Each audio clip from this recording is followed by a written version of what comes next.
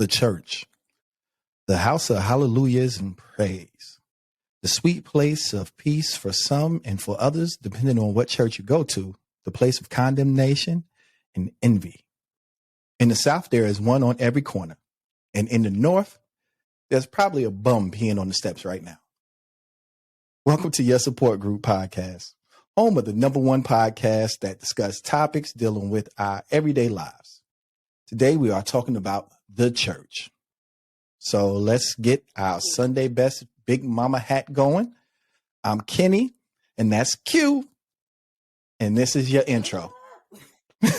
Let's go.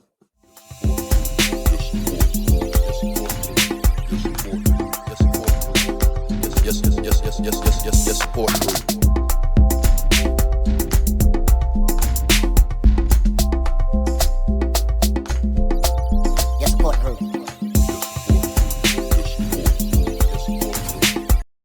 So Q, I know we are talking about the 1 in a million place where nobody likes to talk about. Everybody gets a little bit anxious. So how was church when you was a kid? When I was growing up, church was very mandatory, We was in a choir, kids choir. My grandmother was on the usher board. I had a grandfather who was a pastor, and the church was literally like right around the corner from the house. So there's no excuse. Like you was at church like almost 3 to 4 times a week or whatever function to do this, that, and the other. So yeah, Bible study, practices, fellowships, concert. I mean, you name it. Yeah. Church. Yeah, it sounded like you was in church so much you didn't even know whether or not your name was Church or what. But when Sister Washington. Sister Washington. Welcome. You got the kids with you. That's awesome, Sister Washington. But when I was a kid, it was something that everybody went to, just like you said. We all went to church, and that's what we did. And I'm not just talking about for Easter, even though that exposed, some of the changes that was going on in life, because you could tell who parents was out there hustling and doing stuff they ain't had no business doing. Like, hey, why you got the Kwame polka dot shirt? That's like a $200 shirt. What's going on? But anyway, church was your daycare, your after school, your everything. Like when you went twice on Sunday, once on Wednesday, sometimes on Saturday for God knows what reason. You was just there all the time. Even some of your summer programs and all that stuff was in the church. Like if you didn't go to church, like what would you do? Because all your friends was at church. So right. you went there. And if you stayed at home, most of the good stuff came on after church time anyway, because it wasn't no cartoons on Sunday mornings. Some of these kids don't even know. When they say TV used to shut off when you was a kid. Yeah, TV used to shut off when I was a kid. But right. you hear that national anthem and that was it. And you get that little color blocks. And then it goes, da, da, da, doo, doo. Then you get the color block. That was it. Yeah. I don't know about it. But once 12 o'clock hit, then you had your karate flicks on. So it was something to do after that. But you might as well have went to church and, hung out with your friends or seen that cute little girl that you always get shy around. Well, that was my case, but you always came to church with your little quarter, or you always had your little penny or something to put in a collection plate. It was just something every day that you did, it was just a relevant part of your life, So we went to church, and that was just what you did. I don't know about anybody else, but that's just what we did. Yeah, I think especially when you live in the South, like you said, there's a church, and then the church right down the street, and the church across the street. It's like we churched up in the South. Like, there's no reason. You can't be like, oh, I don't know, I can't find a church. Lies. There's a church right there, right there, and the church across the street. Churches everywhere. Literally. Every type of denomination. Literally. It's just so ingrained in our spirit. That's how most Black people grow up, in the church. Like, my mom and them have stayed on the same block since 91 in Charlotte. They've stayed on the same block. And we stay further down the street behind the church. They moved up the street behind the church on the same block. Like, literally, like, it's crazy when you think about how many churches surround, like, neighborhoods in the South and everything. And then when you go up north, the churches, they're not as close by one another, but they're bigger, and you know they're churches, and they've been churches since 1890 something, and they're old, and they have the big organ things on the wall, even if it's a Baptist church. It's like that. Yeah. And it makes me wonder what happened to the church. Like, did somebody get mad and say that, we quit doing the church? Because I think that people just got tired of going. Like I said, we was in church so much as kids that when they became adults, they got burned out. And it was like an awakening of different religions and thoughts and patterns, with the intro of the internet and everything like that. So people changed. And then you got to factor in the drugs and the violence and different things that happen in neighborhoods. And the church wasn't reaching out to those people no more, even though some of them was probably members, the church wasn't reaching out to them, and nor was the people that was on drugs or anything like that. They wasn't reaching out to the church. So it was a disconnect, I think. And that just, it got bigger and louder as time went on. Yeah, I mean, like you said, there's a lot of, especially with African Americans, because a lot of us are in search of our true roots and true religion, because Christianity was kind of pushed upon us. And not that I'm saying it is good or bad, but a lot of people want to know what was our religion before they gave us that. And so a lot of people are practicing, like Yoruba traditions. I myself have been reading books about, the African deities and stuff like that, and just kind of researching that, because a lot of my DNA comes from Nigeria. So I've been kind of looking into that. The other part is too, we'll get into that later. Just like the ability to question things that happen in the church. Yeah. Kind of like that whole just sit down and color. It is that because that's what I say it is. And you need to, in order to be a good Christian, you just need to suffer long and listen to what I say. But meanwhile, you see these pastors rolling around in these crazy expensive cars. But then, like you said, people are struggling to make these tithes, but you better give, but I can't afford to give. But then you make the person feel like they're obligated to do this 10% of, and I can't even pay my rent. And then I can't even go to you, and you're rolling around in a ridiculous Rolls Royce, right, and you got a private jet. So it's like, why I'm coming to this place, and I'm not saying all churches are like that, but the big ones, yeah. Hey, some of these guys be out here rolling. Yeah, I saw me with two very well-known pastors, and they said these are the modern day pimps right here. Because, yeah. And that disconnect was, going back to what you said, that disconnect where I'm struggling and I'm getting, and the church is getting in all this money and they're not helping. That disconnect was part of the detrimental.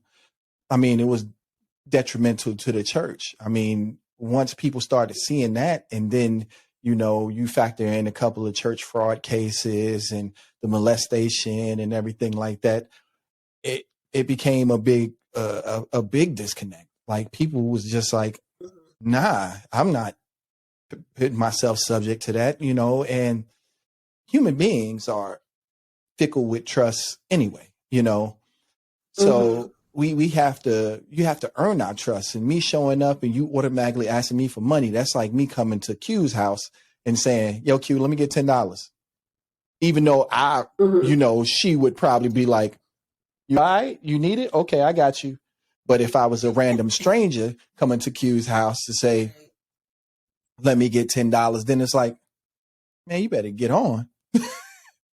You better go ahead somewhere. Yeah. So, that's the thing. And, some of that stuff is still on. Some of that stuff is still ongoing and is showing up in the current events. Like, did you see the guy get robbed inside of the church? Mm-mm. So, Robbed inside the church? right. So he was live streaming a sermon. While he was doing that, he looked towards the back and seen a couple of gunmen run in. They laid him down, took all his jewelry and everything, went over to his wife, robbed them. I don't know, because I didn't dig deep into the story, but I don't know if they robbed any parishioners or anything like that. But it don't look like they aimed a gun at anybody else in there. Just like they aimed a gun at him and his wife and made them give up all the jewelry and everything like that. They ran out. But as I'm watching the video, I'm looking in the back, and it looks like one of the deacons is just sitting there like, okay, this is good. This is fine. Everything's okay.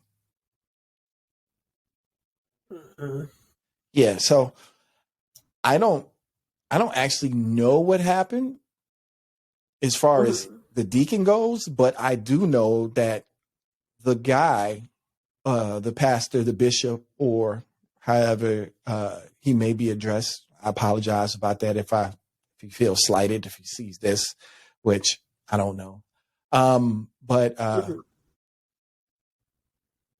I do know that he was a little bit more on the flashy side. And see, this goes back to what we said earlier. When the neighborhood is hurting and you're not doing nothing for the community or anything like that, the community sees it and they know. And you don't think somebody going to run up in there or, do something crazy to rob you, and you pulling up in a Bentley and wearing 8 gold chains and all this jewelry and coming there super fly, your wife coming there super fly. Right. People are hurting and starving. Like, you're part of God's hand, as far as being a pastor or a bishop. Your outreach should outreach anybody else's. You should be able to take care of all your parishioners, all your congregation, everybody in the neighborhood with some type of cookout or something to let everybody know that this is a house of God. This is love. When you come here, you're safe. From that video, it didn't look like nobody was worried about anything except for him. And it looked like they targeted him specifically. Yeah. Yeah. So that's probably because, like you said, they've been watching him and they're like, we don't see this fool doing nothing to help nobody. We gonna go get our help right here. Yeah. And I'm not saying laughing at him that he got robbed, but it's just like, when people are starving, if you've ever been hungry, like to the point where your mind just starts playing tricks on you, people will do what they got to do to feed themselves and their family. So I'm not saying that it's right, but I'm just saying that your mind, when you're hungry, your mind goes places. Yeah. I can tell you that firsthand. It'll make you do, it's almost like being on drugs. It'll make you do something that you would never do under normal circumstances, to be able to just eat a meal, especially if it's been a couple of days. You're already starting to see things, and your brain is eating itself. So it's starting to attack what you think is just the most sanest thought is not really the most sanest thought. Is really a dangerous time. And there's a lot of people out here that's like that, that's going through these difficulties right now. And, you know, you look at all these super mega churches or whatever like that. First of all, ain't no such thing as a mega or a super church. They just have a large congregation. I hate when people say, oh, it's a mega church. What's so mega about it? What are they doing that's so mega? You know? Mm-hmm. But, yeah, you know, people believe whatever they want to believe. And it amazes me how confused people are about the church. They think the church is a place when the church is actually a people. Mm-hmm. It is. Right. I mean, church is a people, not a place. You know, I don't recall Jesus saying, this is Holy Mount Zion, a Baptist Jenkins Third to the Holy Water and Three Fishes and Loaves Church of AME Zion. I don't recall Jesus ever saying anything like that. Jesus went out to the people and took care of the people. Because I've been to like so many different types of churches, multiple religions. So I was at one church, and I swear to you, they did about 4 or 5 collections, and at about the 4th one, I was like, "What is we collecting money for now?" Like, I tapped out. A building fund, a so and so fund, tithes and offerings, and something else. It's like, if the building you already in looked halfway decent, why is we needing an $8 million church? You want to put that on the responsibility of the parishioners to pay for your $8 million loan for a church that you don't even need that big yet, because this one ain't even full. Like, why are you trying to be greedy? Listen, the the church that I previously I'm on a sabbatical right now, but just taking a little time.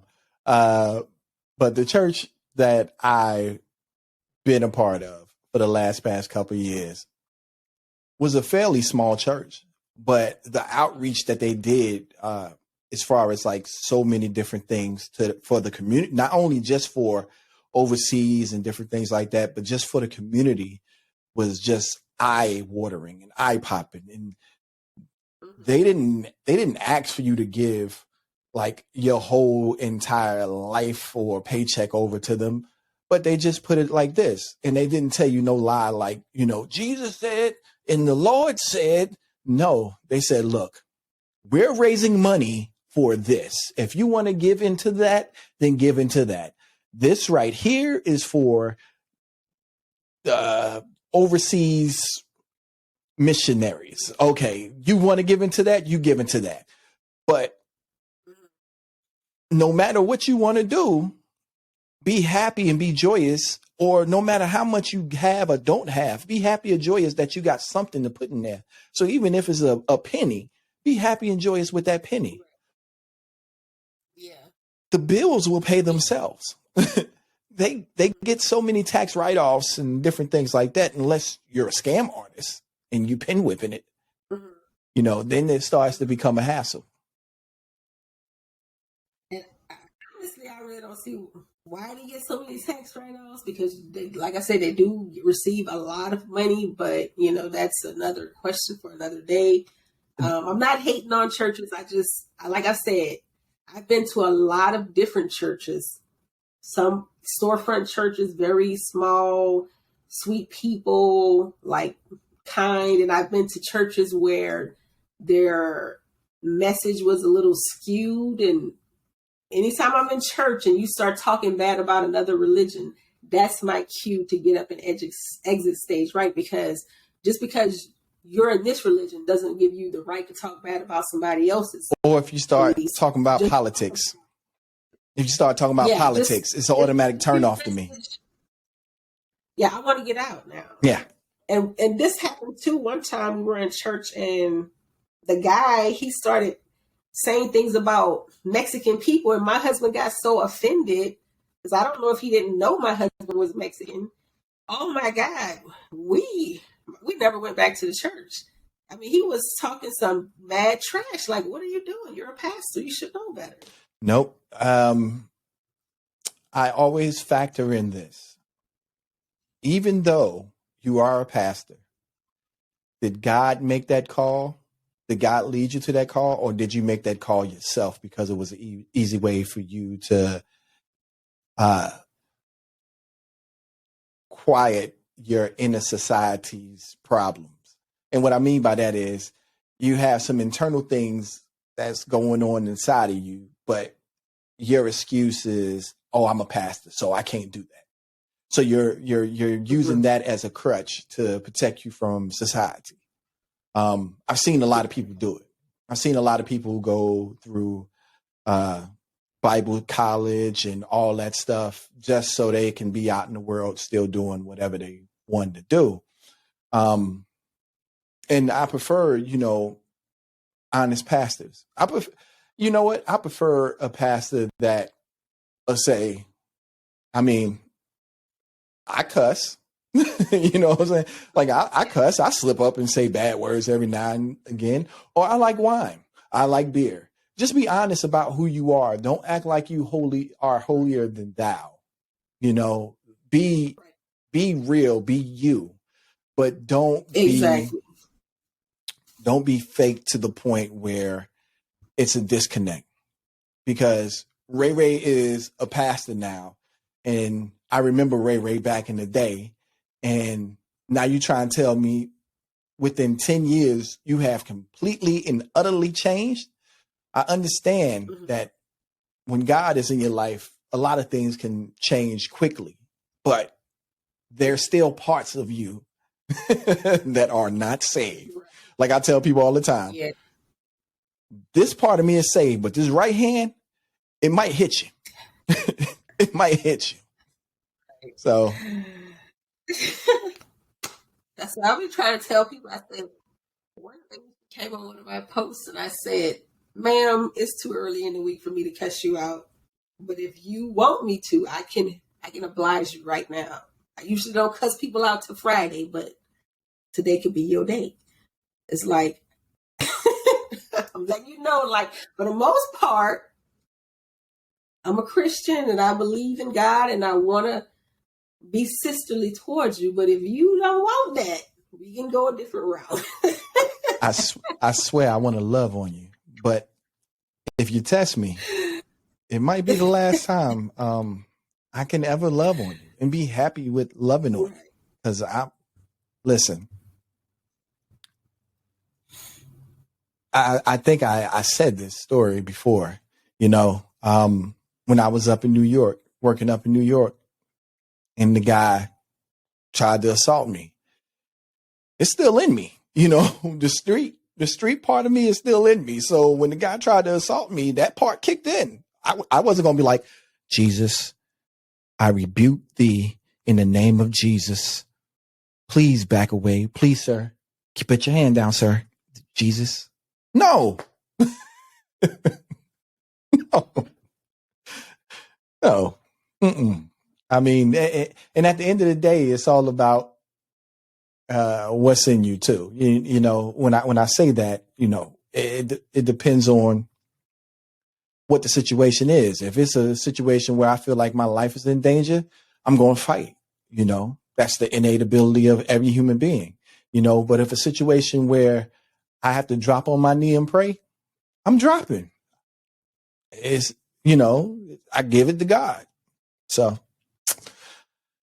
I just think the future of the church has to be just that. It has to be honest. It has to be an open book. If the NFL can give away their nonprofit organization status, then the church needs to start being honest. Because some of these churches are not helping. I mean, they're taking in all this money, and the only person that's being blessed by it, well, majority of the people, because it is some churches that are blessing their parishioners and their congregation, but the only person most of the time getting blessed by all the money that they're taking in is the pastors, or are the pastors. and it's crazy because when you look at what happened in Houston with Joel, when they had like the flood or hurricane or something like that come through, he didn't even want to open up his doors. And I understand there's liabilities and different things like that, but still, you're a man of God. Your first instinct should be to love. That's it. To love on people and be helpful. You're a servant. Love, be helpful. Didn't even open up the doors. So that's the type of things that I take into my mind when I look at people saying mega church or different things like that. And I see, what the church is going to or what the future may hold for church, how to correct that is this, once a church gets to a point where they start making so much money, it's time to start taxing them like a regular business.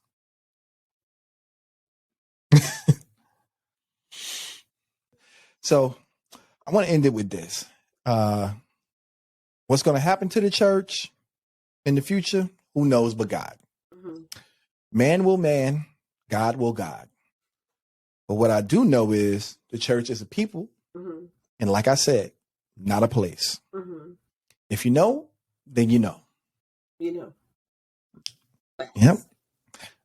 Anything you want to add to that, Q?